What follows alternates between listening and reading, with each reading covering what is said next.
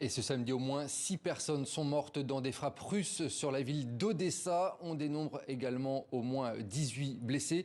Clotilde Bigot, vous êtes la correspondante de TV5 Monde à Odessa, en Ukraine. Est-ce que vous avez entendu cette frappe? Est-ce que l'on sait, à l'heure où on se parle, exactement ce qu'il s'est passé?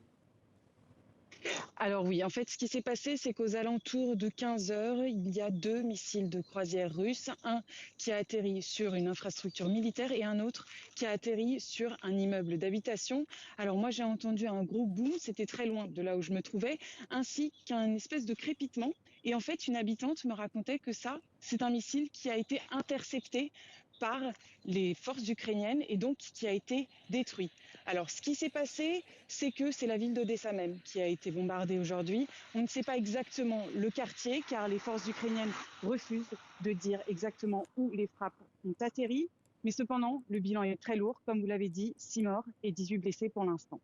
Clotilde Bigot, la population d'Odessa semblait vivre assez sereinement ces derniers temps. Est-ce que cette frappe russe vous a surpris aujourd'hui? Alors oui, c'est vrai que Odessa était une ville qui était relativement épargnée. C'est vrai qu'elle est loin des villes de l'Est ou du Nord, comme Mariupol ou Kharkiv, qui, elles, sont bombardées incessamment. Mais c'est vrai que voilà, les habitants aujourd'hui, lorsque l'alarme a retenti aux alentours de 15 heures et qu'il y a eu ces bruits de bombardement, tout le monde a foncé vers le premier abri, donc sous terre, où qu'il se trouve, et ensuite avait tout simplement ses yeux rivés sur son téléphone pour essayer de comprendre ce qui s'est passé.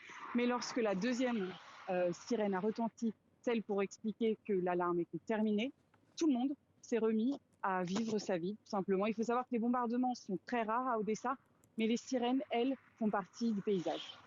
À quoi faut-il s'attendre dans les prochaines heures? Est-ce qu'un couvre-feu notamment est envisagé dans la ville?